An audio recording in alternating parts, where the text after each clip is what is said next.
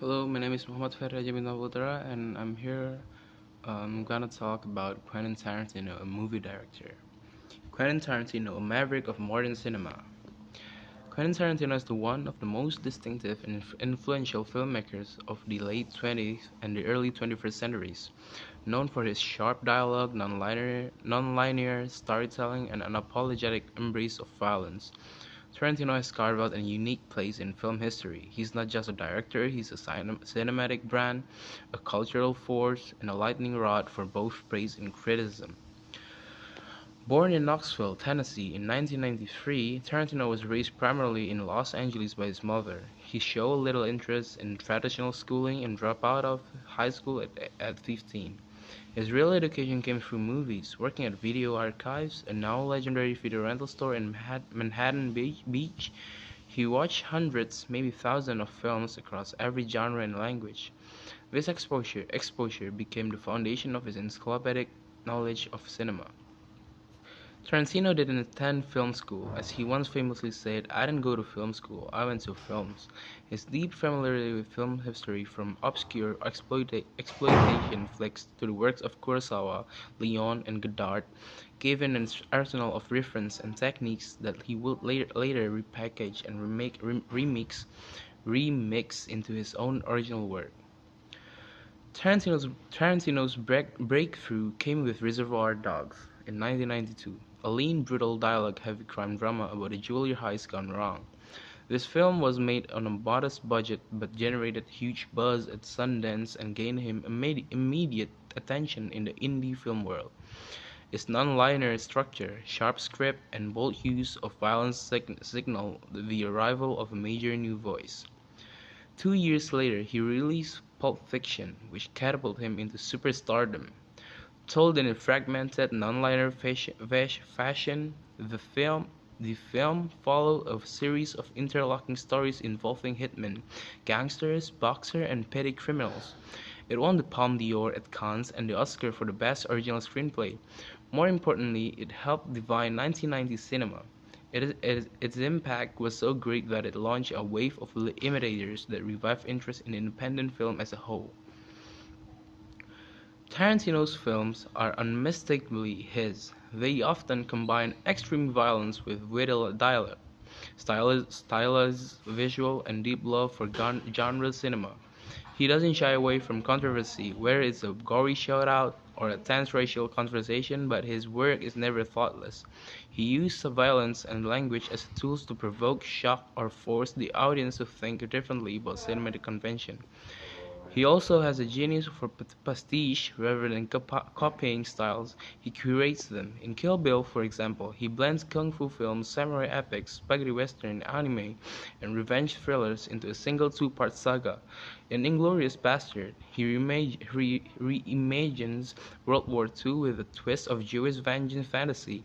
Django Unchained takes on American slavery through the lens of a spaghetti western and blaxploitation revenge flick. Music plays a major role in his storytelling. Tarantino often used vintage tracks, surf rock, soul, spaghetti western scores to create ironic contrast or heightened emotion. The use of Mr. Lou in Pulp Fiction or Stuck in the Middle with You in Reservoir Dogs are prime example of how he transformed familiar songs into unforgettable cinematic moments.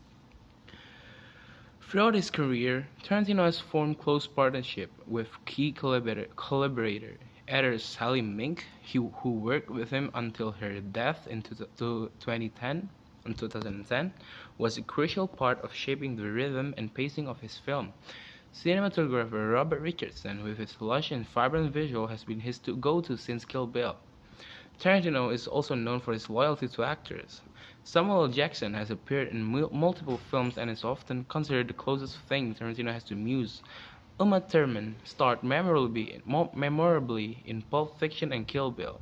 He also given career revival to actors like John Travolta, Pam Grier, and even David Carradine.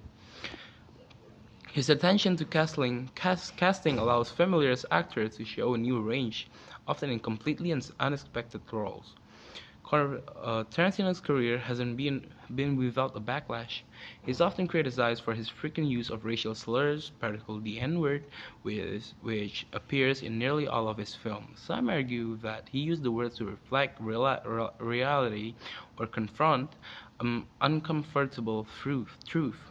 Others see it as a gratuitous or exploitative. Spike Lee has publicly criticized Tarantino's use of racial language, especially in Django Unchained.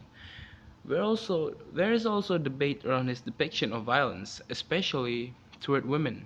Scenes in Kill Bill, Death Proof, and The Hateful Eight have drawn scrutiny for their brutality, while Tarantino argues that he treats male and female characters equally in terms of violence and agency.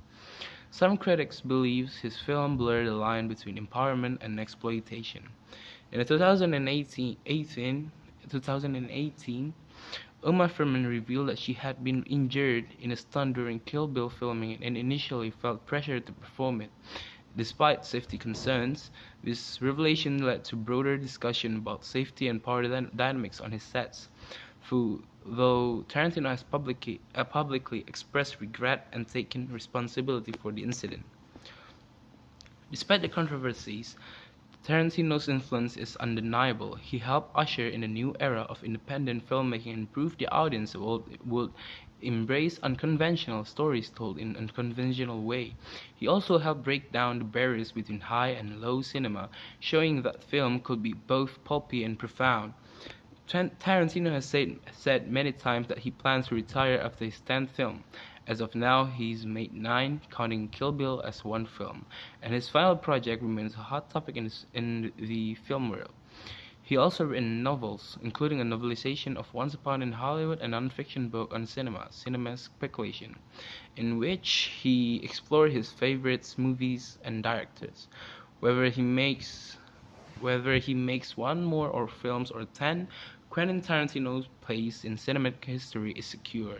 He is a filmmaker who has always gone his own way, who's made movies on his own terms, and who has inspired a generation of storytellers to do the same. That's all from me, so thank you.